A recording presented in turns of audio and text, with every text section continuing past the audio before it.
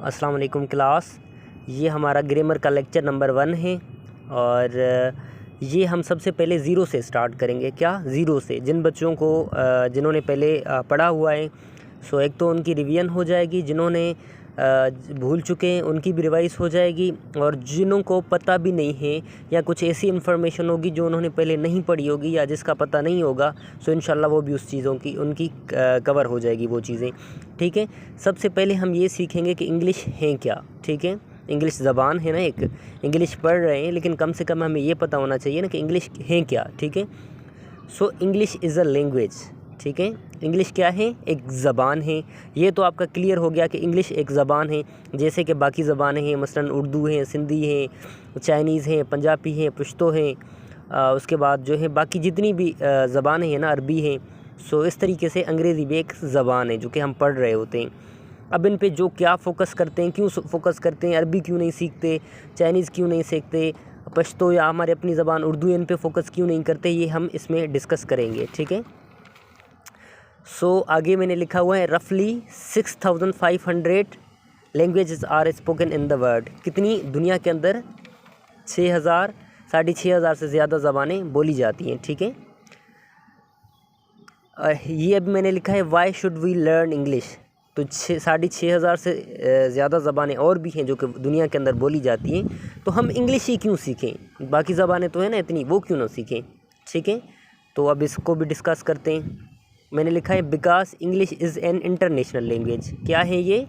International language है। बाकी जैसे उर्दू है हमारी, ये इंटरनेशनल लैंग्वेज नहीं है, पश्तो वगैरह ये इंटरनेशनल लैंग्वेज नहीं है, लेकिन इंग्लिश हमारी इंटरनेशनल लैंग्वेज है। ठीक है, मैं बिल्कुल उर्दू और इजी ज़बान में इस वजह से पढ़ा रहा हूँ ताकि जो है काफ़ी बच्चे हैं जिनकी इंग्लिश बिल्कुल वीक है और वो ज़ीरो से उन्होंने स्टार्ट की हुई है। ठीक है, मैं चाह रहा हूँ कि ताकि सबकी जो है ना क्लियर हो जाए। Okay, so why is English an international language. अब सवाल ये बनता है, मैंने कहा कि इंटरनेशनल लैंग्वेज है, अब सवाल ये बनता है कि ये इंटरनेशनल लैंग्वेज क्यों है।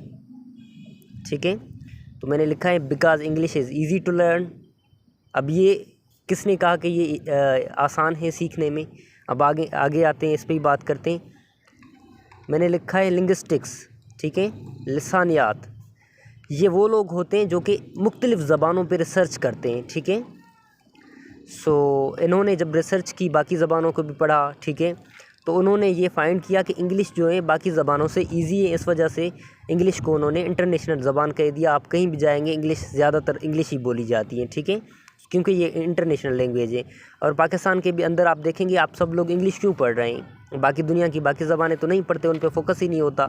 आप इंग्लिश इस वजह से पढ़ते हैं क्योंकि ये इंटरनेशनल लैंग्वेज है। ठीक है, आप मुझे यकीन है कि काफ़ी बच्चों की ग्रामर आपने सब कुछ पढ़ा होगा, लेकिन इंग्लिश क्या है, कितनी ज़बानें दुनिया के अंदर बोली जाती हैं, ये चीज़ें आपकी अभी क्लियर हो गई होंगी। ओके, हाँ, और ये भी मैं क्लियर करूं कि जो इंग्लिश ज़बान है ना, इंग्लिश में 26 लेटर्स हैं। ये कभी कभी सवाल आता है, छोटी मोटी टेस्टें होती हैं ना 1 पेपर, तो उनमें ये आता है, तो ये आप याद कर लें। ठीक है, अब मैंने आगे फर्दर लिखा है इंग्लिश में 2 चीज़ें इंपॉर्टेंट है मोस्ट, एक है वोकेबलरी, दूसरा है ग्रामर। ठीक है, अब हम वोकेब क्यों पढ़ते हैं और ग्रामर क्यों पढ़ते हैं, इनके पीछे भी क्या रीज़न है। ठीक है, तो यहाँ पे ये मैंने दोनों समझा के आपको इस लेक्चर को यहाँ पे वाइंड अप करता हूँ। ये जस्ट मैंने आपको इंट्रो दिया है, इंशाल्लाह सेकंड लेक्चर में हम थोड़ा डिटेल में जाएंगे।